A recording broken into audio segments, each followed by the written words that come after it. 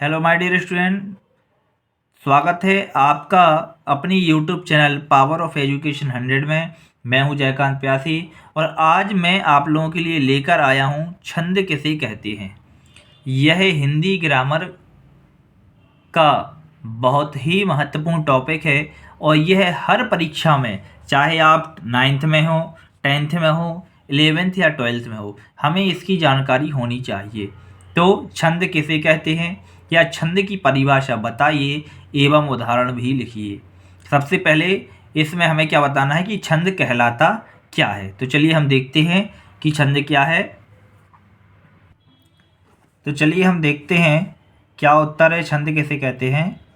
तो काव्य शास्त्र के नियम अनुसार, काव्य शास्त्र के नियम अनुसार जिस काव्य या कविता में, जिस काव्य या कविता में मात्रा, वर्ण, गण, यति, लय, ठीक है, मात्रा, वर्ण, गण, यति, लय आदि का विचार करके शब्द योजना की जाती है, आदि का विचार करके शब्द योजना की जाती है, उसे छंद कहते हैं। इसका मतलब ये है कि इन सभी चीज़ों का इसमें क्या दिया जाता है, विशेष ध्यान दिया जाता है।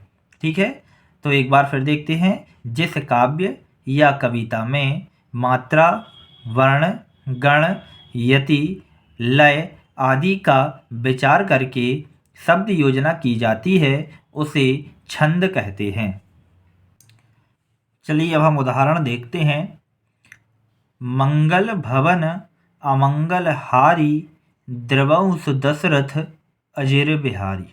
ठीक है, ये प्रसिद्ध चौपाई रामचरितमानस की है और ये एक चौपाई है। चौपाई ये किस में आती है? छंद के अंतर्गत आती है।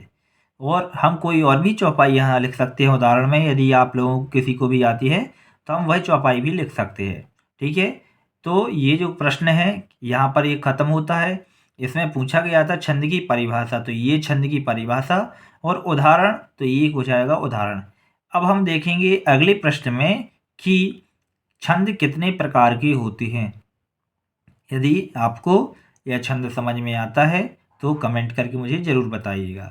बहुत बहुत धन्यवाद।